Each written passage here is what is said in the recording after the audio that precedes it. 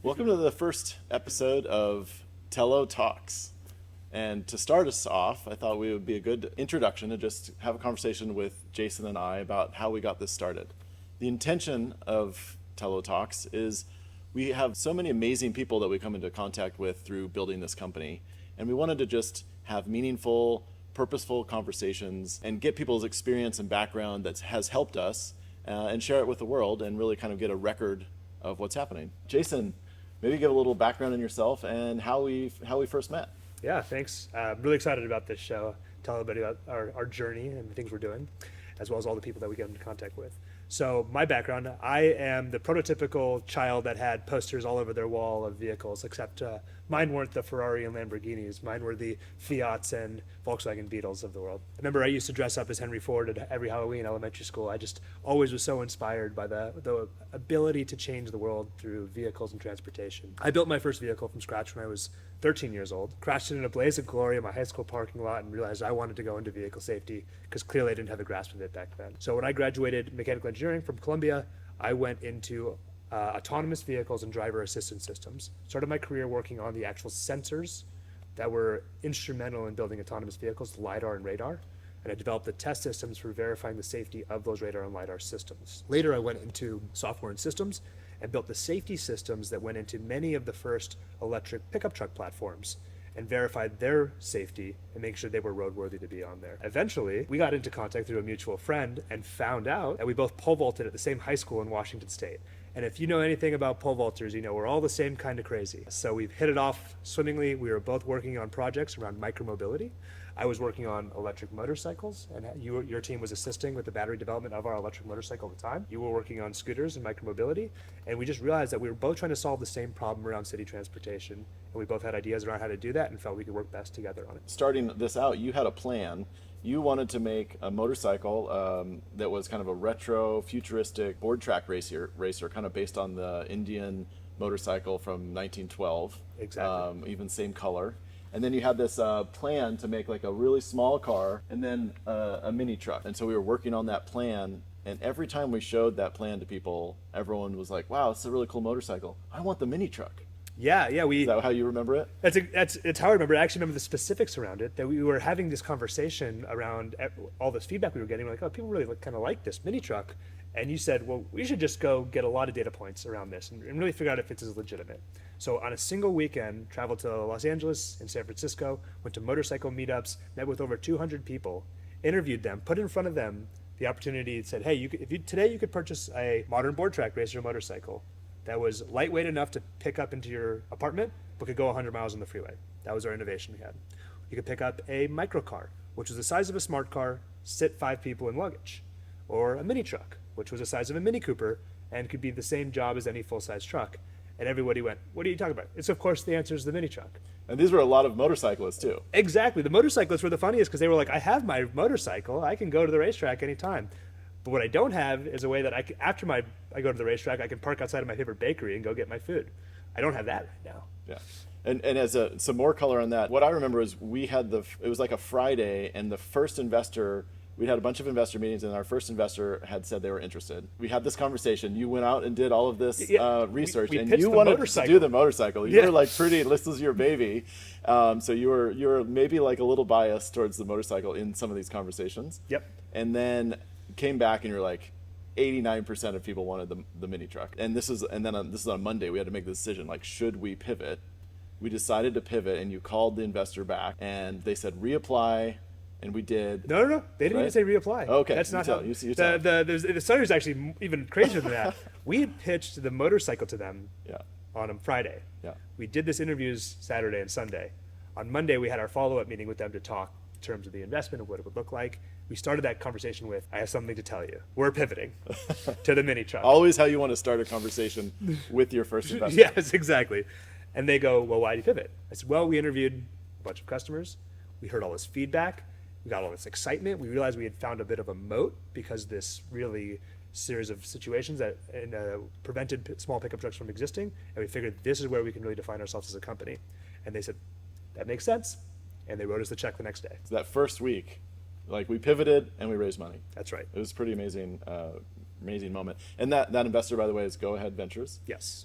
They've been awesome and highly recommend people, Yeah. if you're a startup, go to their website Absolutely. and you go through their process. They have a really cool process where you submit a video, within 24 hours, they tell you whether you pass that process. And then I think you submit an interview. You have an interview within 48 hours. Yeah. And then you get an answer, I think, within 48 hours again. Don't quote me on the exact Yeah, numbers. You have to but talk it's to them. short. It's short. very And then short. the check shows up in your It's less account. than a like- week from start to finish. Yeah.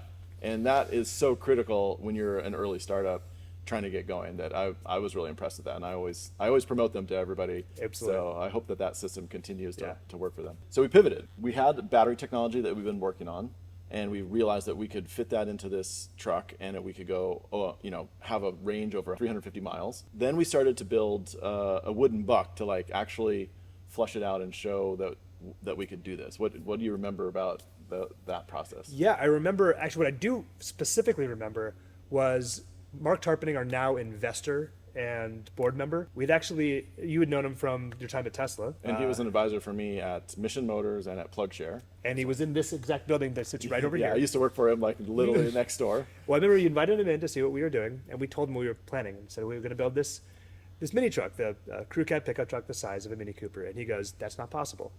We heard that a lot. Yeah, in the beginning. But hearing it from Mark was a different story. I listened when he said it, and he goes, "A smart car's this big, Mini Cooper's this big. How are you possibly going to fit all this?" And we said, "Well, we better go prove it."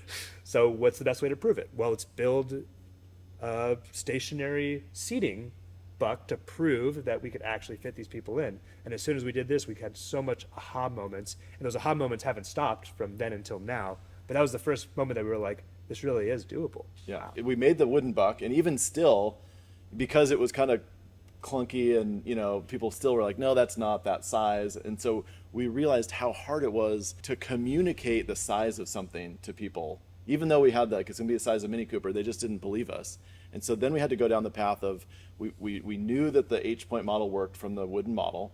We needed to have a full size model so that people could actually see it. We went down the path of making that. And this is styrofoam buck that's been wrapped, and this really helped, I feel like, solidify in people's mind that this was a vehicle that was going to be the right size. What do you remember from that process? I remember after we made this, people still didn't believe that it was that small. They were like, no, that's way bigger than a Mini Cooper. And one of our engineers, he races Mazda Miatas, and we have investors come in and we measure the length of this buck, and then we go measure his Mazda Miata, and the Mazda Miata's longer than this vehicle. And they're like, oh my God, mine is blown. Size and space, it was definitely a really interesting. Yeah, we colloquially project. joke that this truck has big truck energy. Yes, because it definitely feels bigger than what you say a two-door Mini Cooper, but it's true. You can measure it. It is really true. We needed to prove that we could actually build an electric vehicle, that we had the chops to do that. So we built a rolling chassis, really fun to drive. It's 4-wheel drive. It was so fun to drive that our engineers were like, we've got to have a roll cage on this thing. Like, we do not want someone to die. I think that I was probably the biggest proponent of the roll cage, because when we were doing vehicle testing, we took the vehicle without the roll cage out to one of our investors' properties in Half Moon Bay, and Forrest drove it fairly aggressively to the point where I felt like the vehicle had a chance of flipping over. He thinks of it otherwise. I still have nightmares about that day. But it's lots of fun. We built that, and with these two, the driving and the looks like, that really helped us raise our seed round and be able to get to the place where we can start building and engineering the actual vehicle. Yeah, we de-risked a lot of the technical hurdles that we had. Like, when you build a vehicle that's so unique like we are, we're not just taking the existing crossover and throwing 2,000 pounds of batteries on it, taking the existing pickup truck, throwing 3,000 pounds of batteries on it. We are building a completely different vehicle from the ground up to solve a need that doesn't really exist in the world right now. And in order to do that, we had to kind of figure out why doesn't this exist in the world right now? Well, there were two reasons. One was around crash safety, and one was around powertrain packaging, and even one step further, it was around emissions regulations. And with your background in batteries and my background in safety, we realized we could innovate in those specific areas. And so what we did prior to actually building real full-on vehicles is we technically de-risked the two major areas by developing battery technology and safety technology to bring to the space. So because we felt like we had de-risked that enough, we were ready to raise our seed and actually build real vehicles. It's so fun to do this every day. It's really great that we can have this sit-down conversation and talk about what's happened, because I know that like time is just going to keep flying by, and Exactly. we're not going to have it down, and we're going to wish that we had. One thing that we haven't talked about, how we came up with the name and what that name means to us, and the kind of path, the ethos that the company has. Yeah, so the word telo, it's actually short for telos with an S in the end. It's a Greek word that means purpose. We are building purposeful vehicles. Everything we do is really geared towards a purpose. This truck is the purpose-built truck for downtown cities and narrow spaces. That is really what we're building this vehicle for. We've kind of lost that idea of purpose in the automotive space. Like we've kind of become this amorphous blob-like vehicles and everyone, you can't tell the difference between. And if they're all the same color, you wouldn't be able to pick out one from the other. So we really wanted to make sure that every single thing, every decision we made had a purpose behind it. And so we named our company after that purpose. We both have had small trucks in the past, and I've had a large truck as well. And personally, you can do so much with a small truck because you can go places that other trucks can't go, and you can come back and park in the city. And you currently have a truck, and you live in the city. Yeah, you feel the pain. I have a 150-pound dog. I live in downtown San Francisco, and I love to take him to the beach. I love to go mountain biking, but I can never go take my wife out to dinner and park near the restaurant. Yeah, well, this has been an amazing start for our Telo Talks. Can't wait to discuss more with you and with all of our guests. Awesome. Looking forward to it. And for delivering trucks. And building a company. It's awesome. Thanks, guys.